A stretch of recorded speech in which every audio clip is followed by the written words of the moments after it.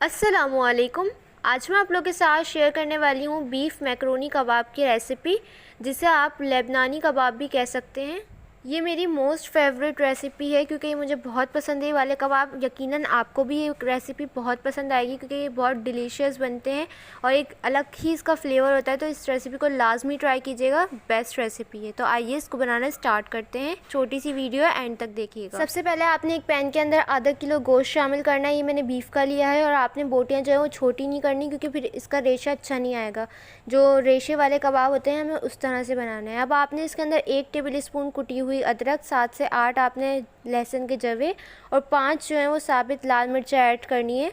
तो आप ज़्यादा क्वांटिटी में बना रहे हैं तो इन सब चीज़ों की क्वांटिटी को बढ़ा दें। 2 तेज़पत्ते भी शामिल कर देंगे। 1 टीस्पून आपने नमक शामिल करना है, 1 टीस्पून सफ़ेद ज़ीरा, 3 से 4 लौंगे, 1 बड़ी इलायची और 1 दालचीनी का टुकड़ा। इसके बाद मैंने इसके अंदर 3 से 4 गिलास जो है वो पानी के शामिल किए। पानी की क्वांटिटी ज़्यादा ऐड की जाएगी, वो क्यों वो मैं आपको आगे बताऊँगी, तो वीडियो एंड तक देखें। पानी इतना ऐड करना है कि आपका जो गोश्त है वो अच्छी तरह से गल जाए और उसके बाद भी पानी रहना चाहिए।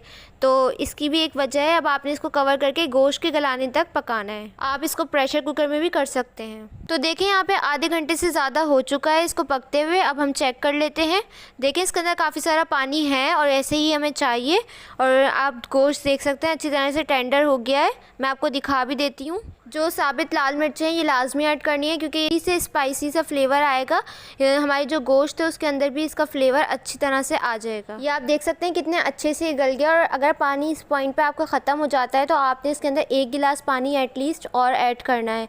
तो अब हम इसके अंदर शामिल करेंगे आलू, जो कि मैंने एक दरमियाने साइज़ का लिया है। उसको छील के मोटा मोटा काट लिया है और आपने ये ऐड कर देना है। हम चाहते तो अलग से बॉयल कर सकते थे, लेकिन जो यखनी में जो इसका फ्लेवर आएगा ना, वो आप जब बनाएंगे तब आपको पता चलेगा, बहुत ज़बरदस्त फ्लेवर आएगा। अब आपने इसको कवर करके आलू के गलने तक रहने देना है, तकरीबन 10 मिनट के लिए मीडियम फ्लेम पे।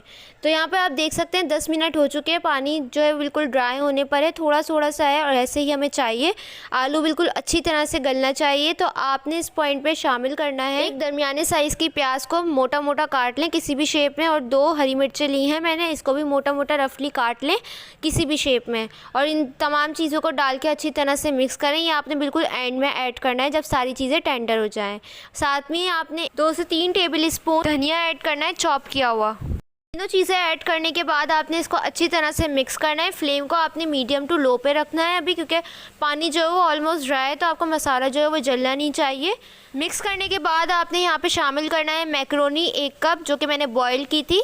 तो ये आप देख सकते हैं थोड़ी सी हार्ड बॉईल की है मैंने। ज़्यादा सॉफ्ट कर देंगे तो ये मिक्सचर इतना लूज़ हो जाएगा कि आप इसको शेप भी नहीं दे पाएंगे, क्योंकि जो मैकरोनी है वो बाइंडिंग का काम करेगी और इसका फ्लेवर बहुत ज़बरदस्त आएगा। जब आप बनाएंगे तब आपको अंदाज़ा होगा। मैक्रोनी के साथ ही आपने यहाँ पे शामिल कर देना है 1 टीस्पून काली मिर्चों का पाउडर। तो ये मैंने हाफ़ टी स्पून ऐड किया है, हाफ़ टी स्पून और ऐड करा है। तो इसी तरह से आपने शामिल करने के बाद अच्छी तरह से इसको दोबारा से मिक्स करना है और इस मिक्सचर को बिल्कुल कम्प्लीटली ठंडा कर लेना है। अब फ्लेम को मैंने बंद कर दिया है। अगर आपको यहाँ पे स्पाइसी ज़्यादा लगे तो आप इसके अंदर से हरी मिर्ची या फिर लाल मिर्चें 2-3 एक्स्ट्रा निकाल सकते हैं, या अगर कम लगे तो आप हरी मिर्च और ऐड कर सकते हैं। काली मिर्ची की क्वान्टिटी भी कम कर सकते हैं। यहाँ पर आप नमक को टेस्ट कर लिएगा, अगर कम लगे तो और ऐड कर लें। तो बस आपने इसको ठंडा करने के बाद मशीन के अंदर इसको बिल्कुल पीस लेना है। जैसे हम शामी कबाब को पीसते हैं वैसे ही आपने इसको पीसना है। तो ये देखें यहाँ पे हमने इस मिक्सचर को अच्छी तरह से पीस लिया है और बिल्कुल बारीक पीसा है।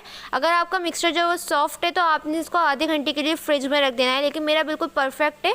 ये कबाब बन सकते हैं इसके, तो मैं राइट अवे बनाऊंगी। आई होप कि आपको मेरी आवाज़ जो है वो क्लियरली सुनाई दे रही है, क्योंकि बाहर बारिश जो है वो बहुत तेज़ हो रही है, लेकिन फिर भी आप लोगों के लिए मैं वॉइस ओवर कर रही हूँ। अब इसको शेप देने के लिए आपने पहले हाथों में ऑयल लगा लेना है अच्छी तरह, और आपने 1 कबाब का मिक्सचर लेना है। जितना बड़े साइज़ का आपको बनाना हो उतना ही आपने मिक्सचर लेना है और इसको इस तरह से आपने दोनों हाथों से प्रेस करते जाना है और अच्छी तरह से आपने इसको दबा दबा के इसके जितने भी क्रैक्स हैं वो ख़त्म कर देने हैं। मैक्रोनी की वजह से ये थोड़ा सा हाथों में चिपकता है, तो आप जब ऑयल का इस्तेमाल करेंगे तो ये बिल्कुल भी नहीं होगा।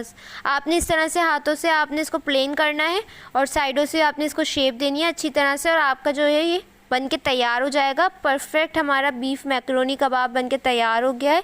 अब हम इसको फ्राई करेंगे और इसी तरह से हम सारे कबाब बना लेंगे। इस मिक्सचर से मेरे 14 कबाब्स बन के तैयार हुए हैं। अगर आप साइज़ बड़ा रख रहे हैं तो आपके 13 भी बन सकते हैं। जितने बड़े साइज़ का आप करेंगे उतने ही कम आपके कबाब बनेंगे। यहाँ पे मैंने ये बिल्कुल परफेक्ट साइज़ बनाया है, इतने ही बड़े वैसे ही बनते हैं। साथ में ही आपने एक अदद अंडे को फेंट के रख लेना है। अब आपने एक कबाब उठाना है और इसको अंडे के अंदर डिप करना है। आप चाहें तो अंडे की कोटिंग के बगैर भी बना सकते हैं, लेकिन ये इसी में ही मज़े के लगते हैं, तो इसी के साथ ही बनाइएगा। अंडे में कोट करने के बाद आपने इसको गरम तेल में शैलो फ्राई करना है। कम ऑयल में करेंगे उतने ही अच्छे ही फ्राई होंगे।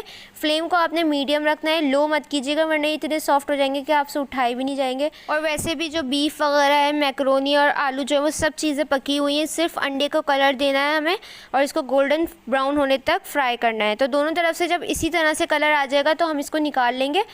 मीडियम टू हाई फ्लेम पे आपने इसको फ्राई करना है। जब मैं छोटी सी थी, जब मेरी मम्मा ने ये रेसिपी बनाई थी तो ये बहुत मज़े के बने थे कबाब। जब मैंने 5 साल पहले ही इसको बनाना सीखा था, जब मैंने न्यू कुकिंग स्टार्ट की थी तो सबसे पहले मैंने ये कबाब बनाना सीखे थे।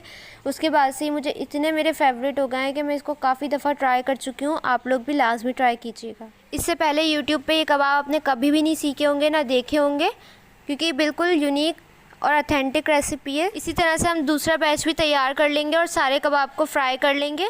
मौसम जो है वो बहुत ज़बरदस्त था और उसमें ये कबाब बहुत मज़े के लगते हैं। इसको मैंने हमेशा शाम की चाय के साथ ही बनाया है, तो आप लोग भी इसको टी टाइम में एंजॉय कीजिएगा। हाई टी में भी आप इसको बना सकते हैं और ज़्यादातर कोशिश कीजिएगा कि आप इसको बीफ में ही ट्राई करें, ये बहुत मज़े के लगता है। अगर आप फ़र्स्ट टाइम बना रहे हैं तो आपने बीफ में ही ट्राई करना है। तो ये देखिए हमारे कबाब बन के तैयार हो गए। कितना परफेक्ट रेशा आया है, बहुत ज़बरदस्त इसका टेक्सचर है।